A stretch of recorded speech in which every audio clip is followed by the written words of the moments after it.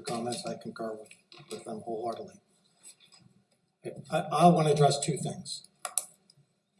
Dave, your comment about it's all about firewood, I know you're not going to believe me, it has nothing to do with firewood. I never asked anybody to do anything, never asked anybody to go against you.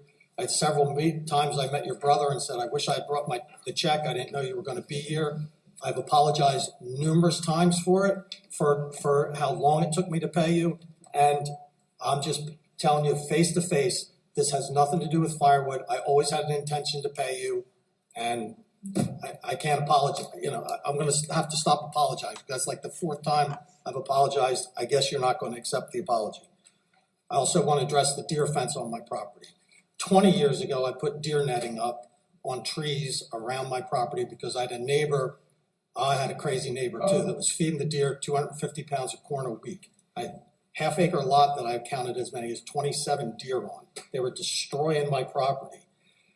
The neighbor called the zoning officer, who was Mr. Finero at the time. He came out and did not consider it fence and said it was okay to be there.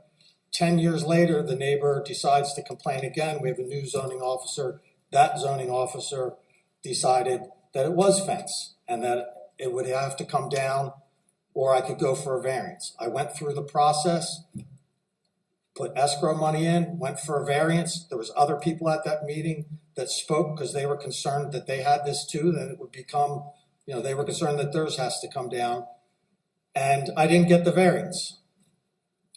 The council, not under the direction of me, decided to look at the deer fence issue because there was other residents in the town that it applied to as well.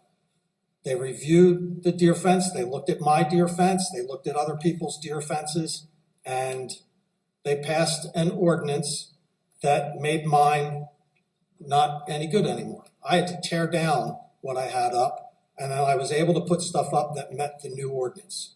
And I meet the ordinance now. There's other people in the town that I know have put the same thing up that I have, but to suggest that I had a committee pass an ordinance to allow what I had to say is just patently false.